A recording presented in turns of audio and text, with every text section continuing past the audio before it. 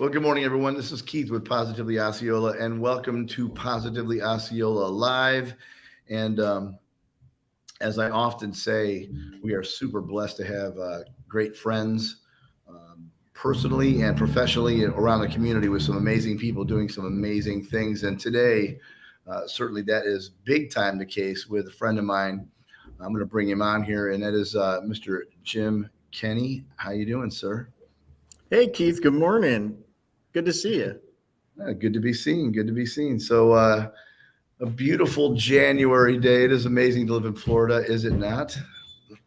It is, although I think it'll be a little bit chillier come Saturday for this thing we're talking about. Yeah, I hear you. That's the way it is. You put one important thing on a day, and you can attract a cooler breeze. But that's okay. It's worthy, certainly, of just slight bit of discomfort. I think we're going to actually. I was speaking to Andrew Sullivan yesterday. We're going to have a cold shelter opening somewhere through the weekend as well. So throughout county, which I guess if it's more than 2 hours below 40 degrees, then they open the cold shelter. So we're going to be talking about that with actually the city of St. Cloud, as Andrew is now a St. Cloud public information officer. So we got some people popping on. If it's cool with you, we're going to kind of make this official. All right. Go for it. Here we go.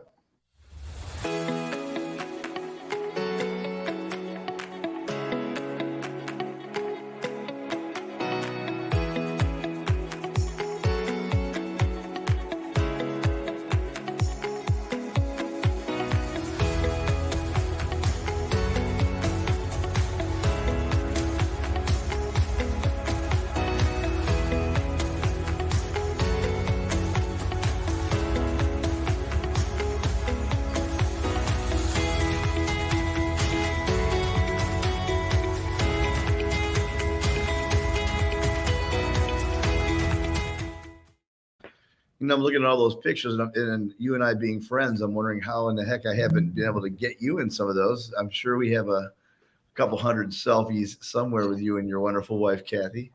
You know what? That's funny. I was just looking at all those great people that you have there. I mean, such great community leaders and friends of ours. So that's wonderful. No question. We both have lots of friends in common for sure. I may even see your wife at a Chamber of Commerce meeting shortly after this, but never know. We're all a bunch of busy people. So, wonderful holiday season, I guess I would start off saying, and for most of us, and busy time for sure.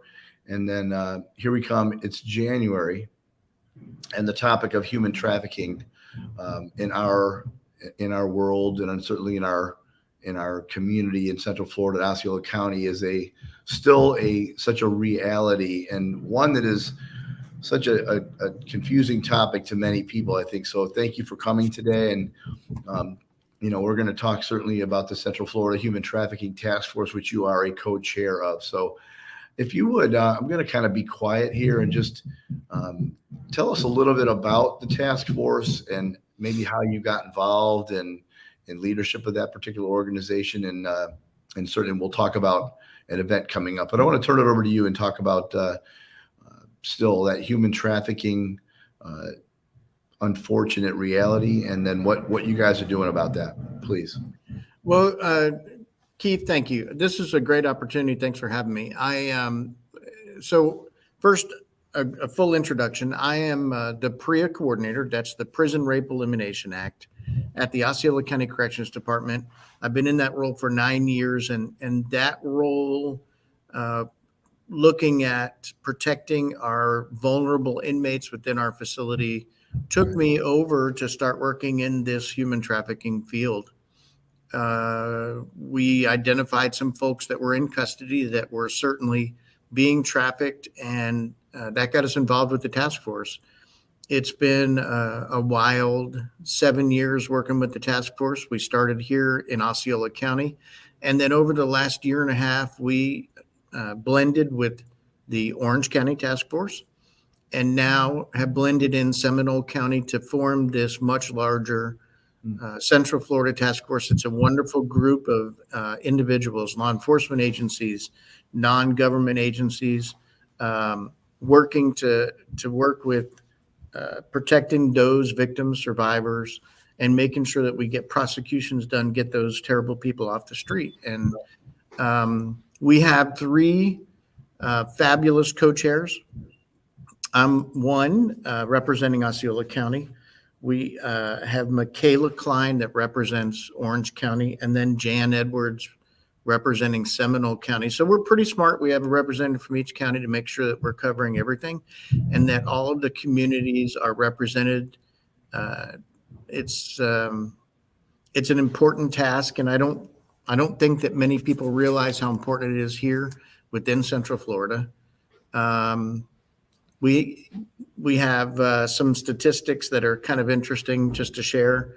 The numbers are 3, 10, and 17. Right. So tell us about that. What does that mean? 3, 10, and 17. So 3, Florida ranks 3rd in the United States for calls to the National Human Trafficking Hotline. You may not know that, but it's a big deal. 3. Then there's 10. 10 is the average age targeted online for individuals is age 10 to 13. That really sounds kind of sad, but it's true. Then 17. It takes less than 17 minutes to entice a child to send an explicit photo to someone online. Those are, they're bad numbers, but they're interesting and a lot to think about if you're a parent and you're not necessarily monitoring your young person's use of their cell phone or their online time. Right. Because it's such a risk. These traffickers, they know how to use these apps and everything to their advantage. And, I know some of the kids, it's hard because then they go, well, why are you monitoring me? You shouldn't be watching over me like that. I need some freedom. Well, those numbers right there will tell you why it's so important to at least keep an eye, even if we're not spying everything. You got to pay attention. Yeah. I mean, I get that. That is certainly, I mean, I can only speak for myself. That certainly is the response I've gotten over the years. My son's 22 now. I would ask him, I'm not real shy about it. I went to my father's school of how you can do it in my house thing. And, and so that's just the way it's been since he was a little kid, but they get over it, and it's sorry, you're not going to get to do that. I make sure, this is what I'm saying, but I think that's probably many parents say, but this is still happening. So I think I'm monitoring my son, but I don't sit there with him when he's playing Xbox. And in that gaming center, now it's very cloud-based, that's got to be a challenge. So obviously the methodology's changed. Well, let's talk about that, Yeah. Keith. I don't mean to interrupt, but let's talk about that, right? You're on a game and they have these little avatars and it's not necessarily somebody's picture. So you're playing the game and it sounds great. Oh, look, I'm playing with Michael. He's a great guy. He's right about my age because that's what the avatar says. But Right, no doubt. But, it could be a 34-year-old guy in, a different state. And the next thing you know, you bond with that person. Sure. Oh, it's my friend. We're playing games. No, it's not your friend. You don't know who it is behind that screen, and they can easily take advantage. And if it's not for sex trafficking, you don't know what it is. Could be anything. So, in just staying in that same mode. So for me, and I don't want to sidetrack you here, but for me, I would say 15 years ago, I would think human trafficking started with somebody grabbing a child and then apprehending, taking the child, and then off they go, and then whatever their methods were at that point. But is the predominant method now via the internet? That seems to be the area where it's most prominent now. I mean, you're still going to have the runaways, Right. Look, we're set up here in Osceola County for that type of thing, and it doesn't have to be youth. It's kind of like Hollywood, right? Right. People see all this stuff like the theme parks and all the excitement around that. So they come here and they go, oh, this is great. I'll get a job there. I can do all this. But then they come to town. The next thing you know, they don't have a job. They're out of money. And you're out along the tourism area at a bus stop, Right. and that person sees that you need the vital things that they can provide for you. They have nowhere to sleep, no food, no job. So that trafficker is going to step in and provide all of those great comfort items, make you nice and happy, and think that this person is a wonderful person there to help you.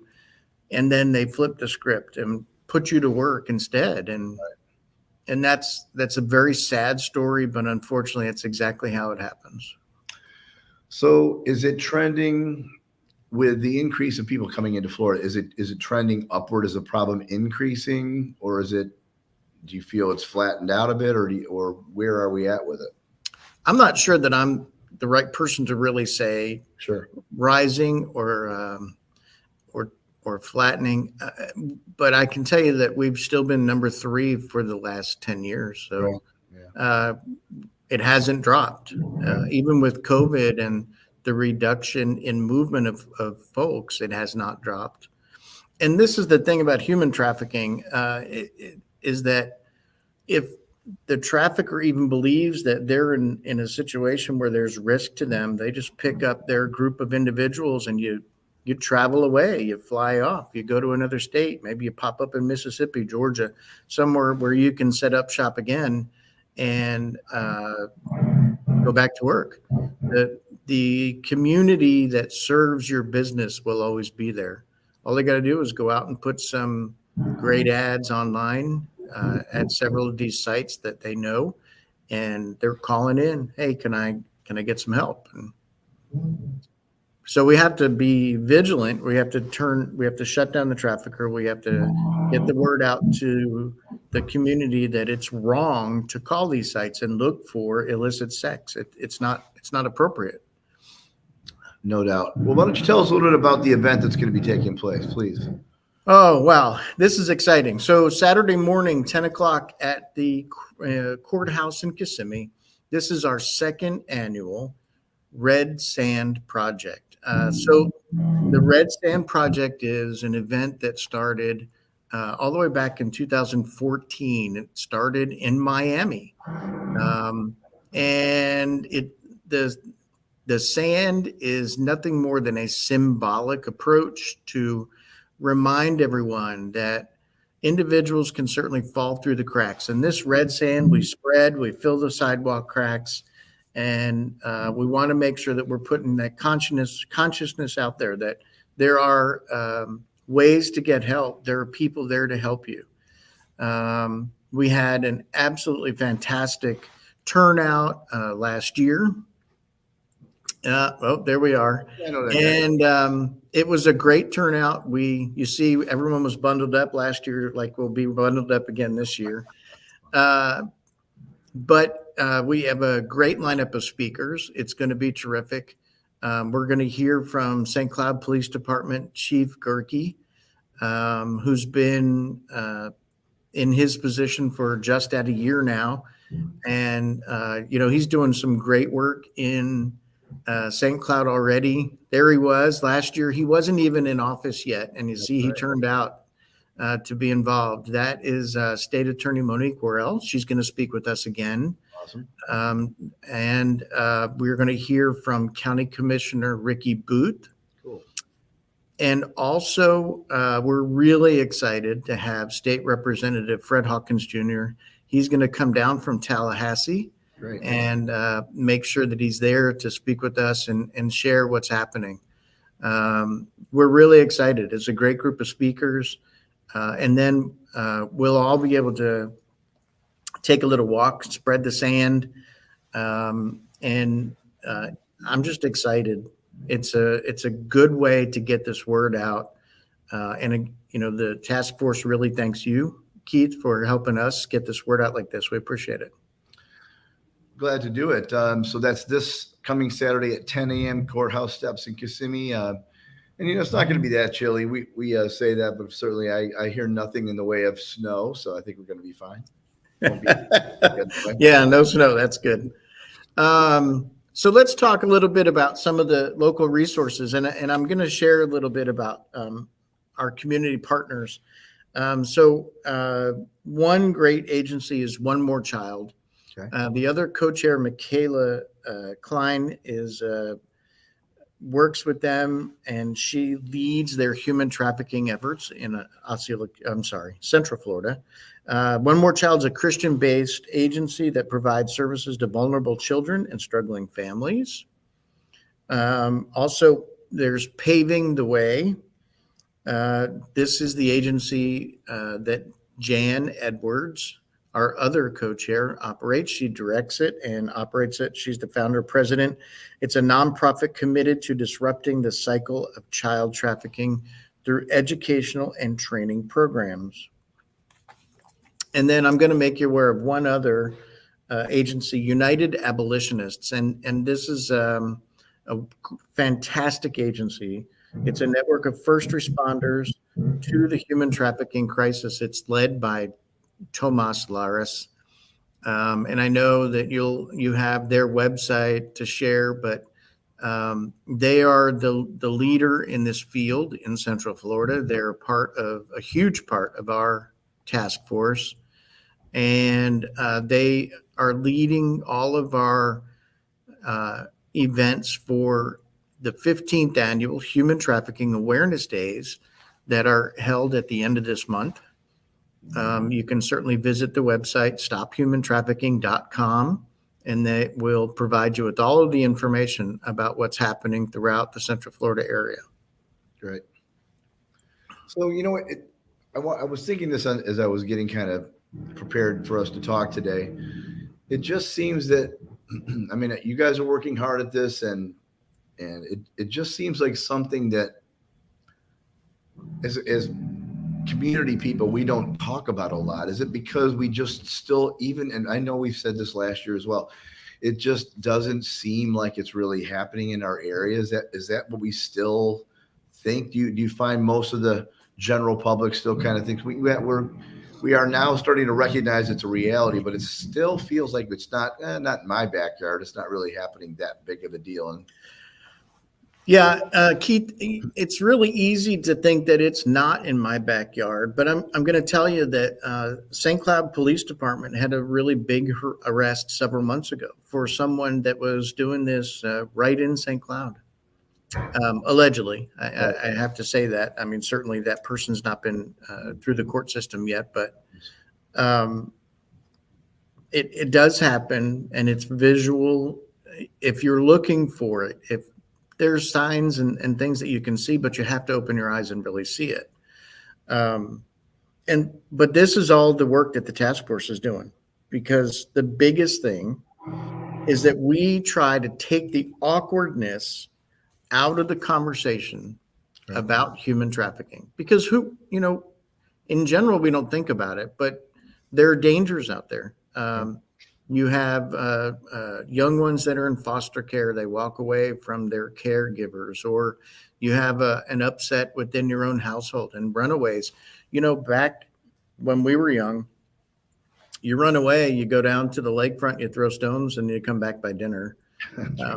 Right?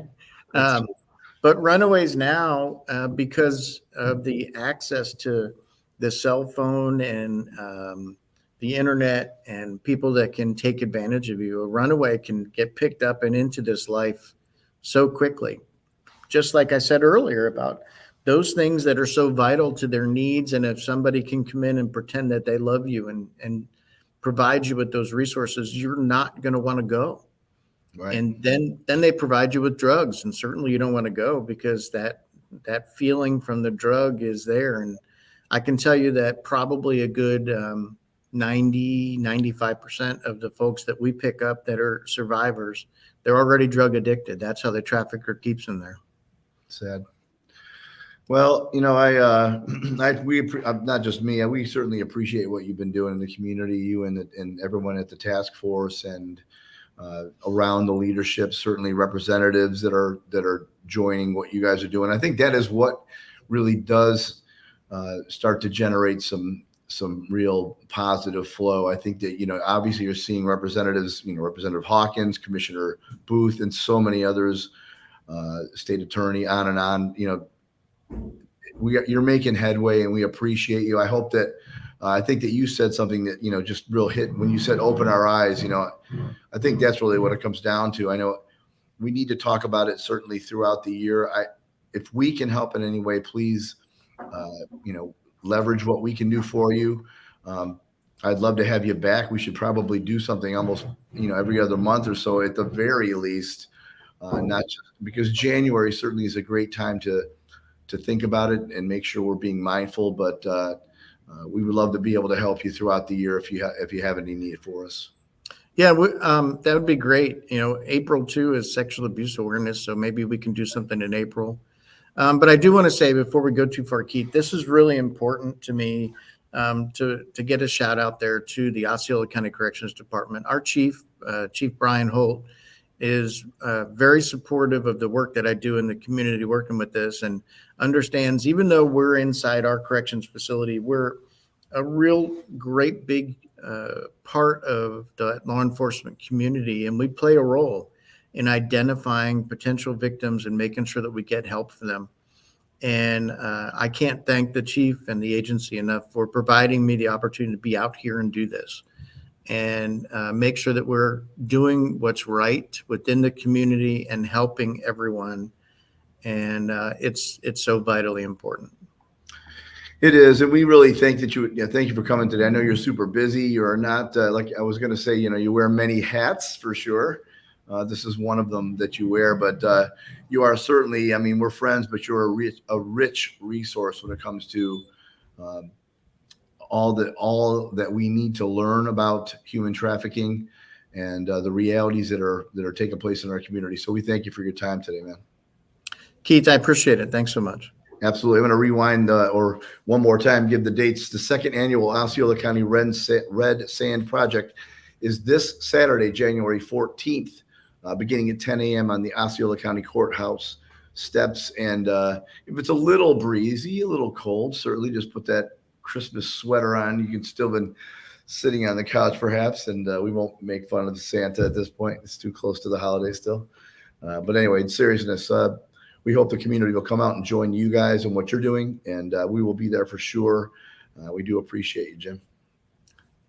Thanks again, Keith, and we look forward to seeing you out there. We appreciate it. Yes, sir. Again, this is Keith with Positively Osceola, along with Mr. Jim Kenney, the co-chair of the Central Florida Human Trafficking Task Force. Together, making a positive difference in and around Osceola County. Thanks, Jim. Thanks, Keith. Got it.